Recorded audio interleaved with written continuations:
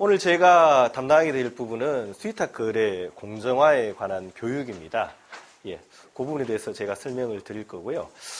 그리고 일단 내용을 일단 보시면은 수의탁 거래 공정화 교육이라고 되어 있습니다. 자, 이 부분을 먼저 보도록 하겠습니다. 자, 흔히들 보실 때 이 불공정 거래다라고 할 때는 보통 어떤 법을 얘기를 하냐고 하면은 공정거래법을 많이 얘기합니다.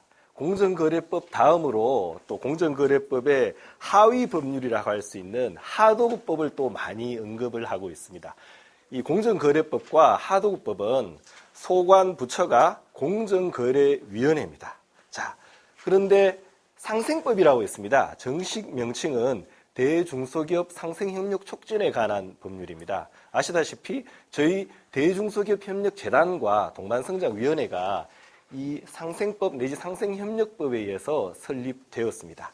자, 상생협력법에도 이 하도급법과 상당히 유사한 규정들이 있습니다. 거의 쌍둥이라고 할 정도로 많이 닮아 있는데요.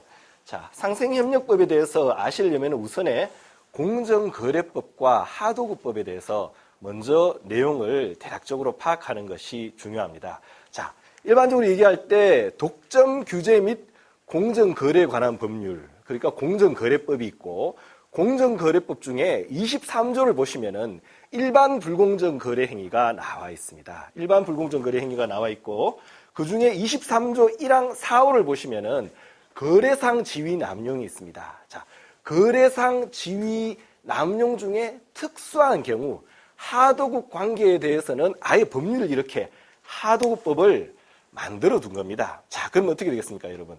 일반적으로 불공정 거래 행위를 다루는 법은 공정거래법입니다. 그리고 공정거래법의 특별법인 하도급법이 있습니다. 자, 그런데 요 상생협력법은 소관부처가 공정거래법이 아닙니다. 소관부처가 산업통상자원부가 되겠고 그 시행령을 보시면은 산업통상자원부와 중소기업청이 공히 소관부처로 나와 있습니다. 상당히 많이 닮아 있고 마치 쌍둥이라고 할 정도로 많이 닮아 있습니다.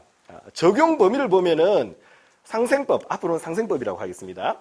상생법이 하도급법보다 많이 넓습니다. 많이 넓은데 단 하도급법이 상생법보다 많이 좀 강력한 제재 규정들을 포함하고 있다. 그렇게 보시면 될 것 같습니다.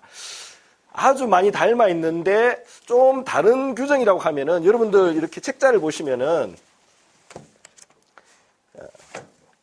위탁기업 참여 가이드라고 있습니다. 자, 위탁기업 참여 가이드의 29페이지부터 보시겠습니다. 29페이지, 30페이지, 31페이지.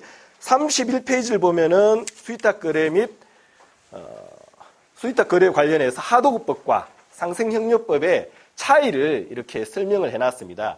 대략적으로 적용 범위 말고 조문상의 차이를 들려면은 선급금 지급이 하도급법에서는 의무화되어 있습니다. 하지만은 상생협력법에 있어서는 그런 조문이 없고 그리고 부당 반품에 대해서는 하도급법에 적용 규정이 있는데 상생협력법, 상생법에는 그런 규정이 없습니다. 대략적으로 차이가 그렇다는 걸 알아두시고 적용 범위가 하도급법이 이렇게 있으면은 상생협력법은 그보다 훨씬 크다.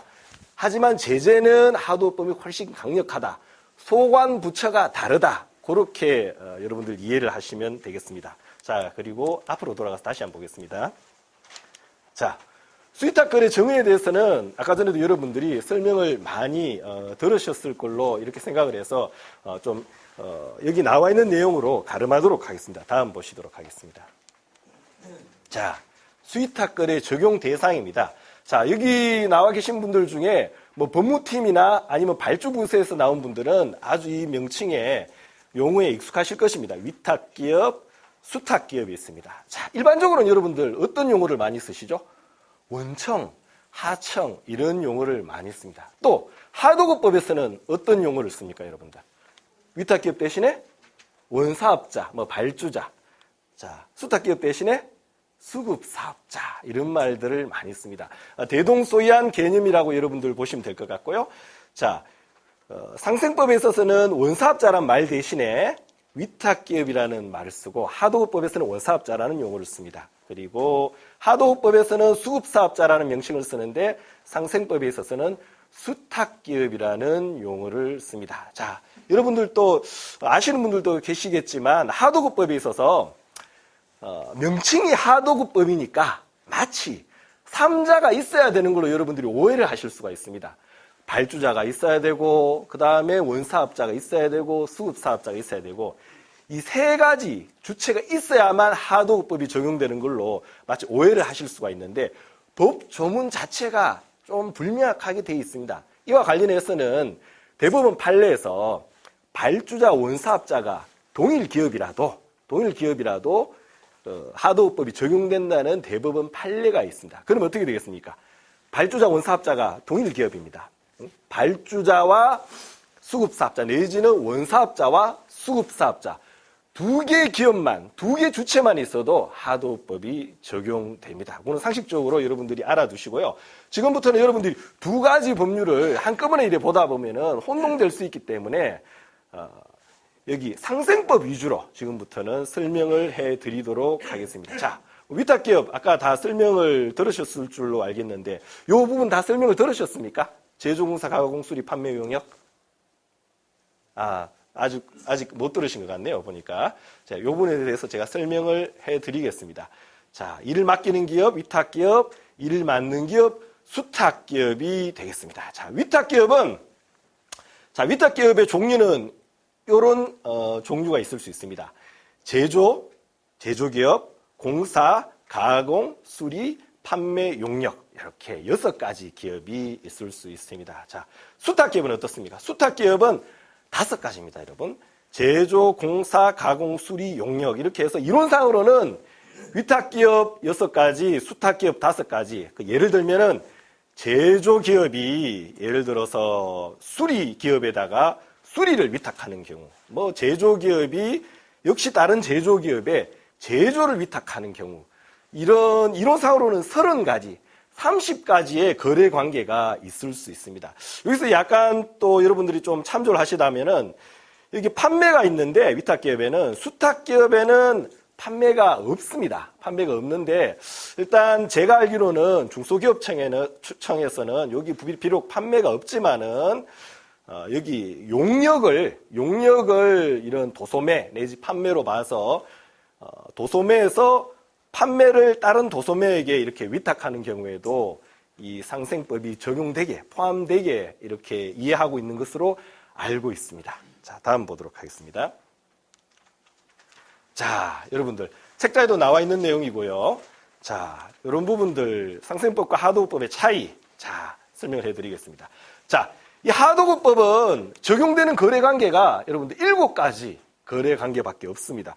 왜 7가지 거래관계밖에 없을까? 그건 다분히 정책적인 이유라고 보시면 될 것 같은데요. 자, 지금 제가 잘못 건드려가지고 요 컴퓨터 좀 다루시는 분 없으십니까? 전체 화면을 띄워야 되는데, 예.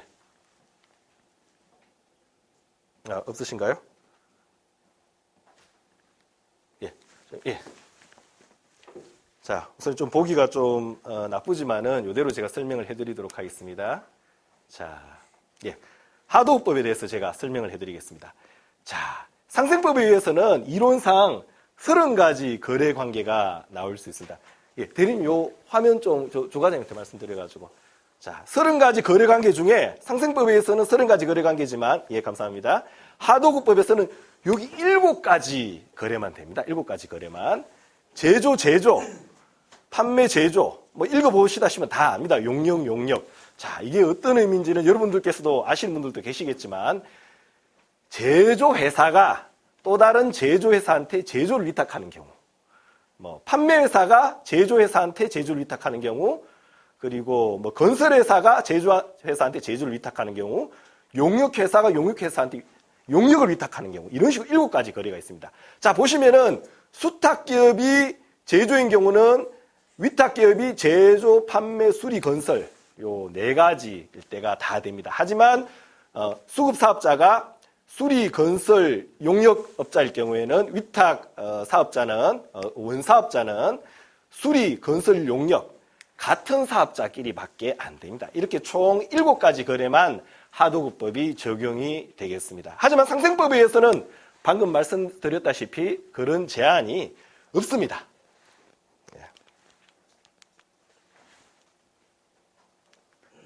이거 제가 뭘 또 잘못 건드리는 모양인데. 예, 감사합니다. 자, 그리고 상생법과 하도급법의 차이를 한 2가지만 제가 더 설명을 드리도록 하겠습니다. 자, 하도급법은 여러분들 이 원사업자가 수급사업자보다 덩치가 커야 되는데 어떤 면에 있어서 커야 되느냐?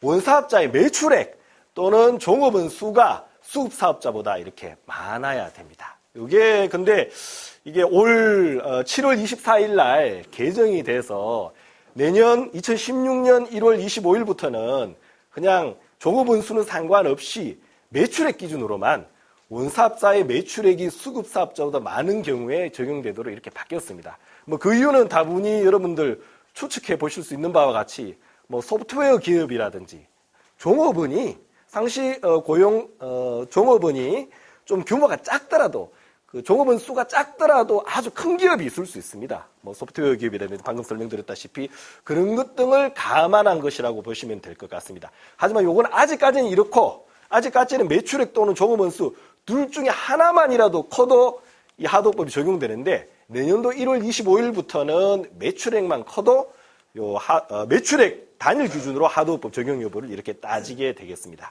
자, 그리고 마지막으로 원사업자의 연간 매출액이 일정 규모 미만은 제외라고 되어 있는데, 그러니까 뭐 20억, 30억, 10억 요 연간 매출액이 요보다 커야 원사업자가 커야 이 하도급법이 적용이 되는 사안입니다. 이게 무슨 말이냐면은 아주 뭐 규모가 큰 여러분들 흔히 알고 있는 대기업 있지 않습니까? 뭐 상호 출자 제한기업 집단 같은 경우에는 당연히 중소기업하고 이렇게 거래를 할 때 하도급 거래를 할 때는 당연히 하도급법이 적용되겠죠. 하지만 중소기업과 중소기업 간에 좀 규모가 크다고 이 매출액 또는 종업원 수가 그 수급사업자보다 큰 원사업자가 있다 하더라도 이 하도급 적용하게 되면은 이 제재가 좀 너무 많이 있다고 볼 수 있기 때문에 제재가 좀 강력합니다. 강력하기 때문에 이 매출액 내지는 시공능력 평가액보다 적은 영세한 중소기업한테는 하도급법을 적용 안 하겠다라고 이렇게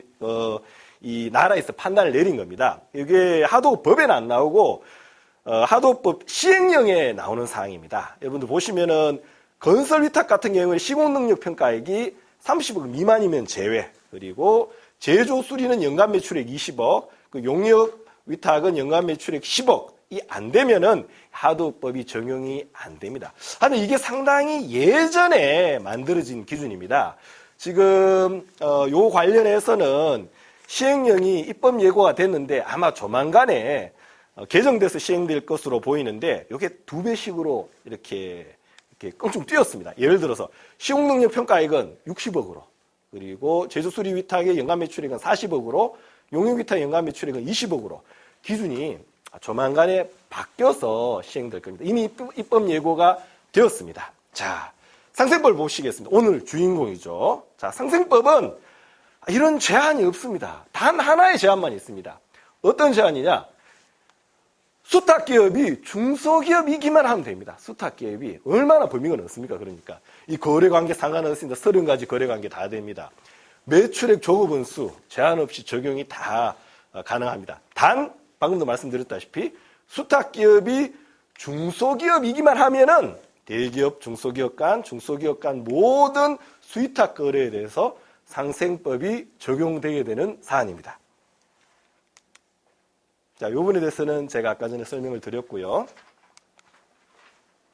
자, 제재 내용에 대해서 뭐 시정 조치를 비롯해서 행정, 사법 제재 내용에 대해서 여러분들 보시도록 하겠습니다. 자, 여러분들 가지고 계신 교재 중에 아까도 말씀드렸지만 위탁기업 참여 가이드에 29페이지 이하는 참조만 하시고 제가 지금 설명드리고 있는 PPT는 기업 설명에 본 교재에 여기 나와 있습니다. 아시다시피. 예, 이거 참조해 주시기 바랍니다.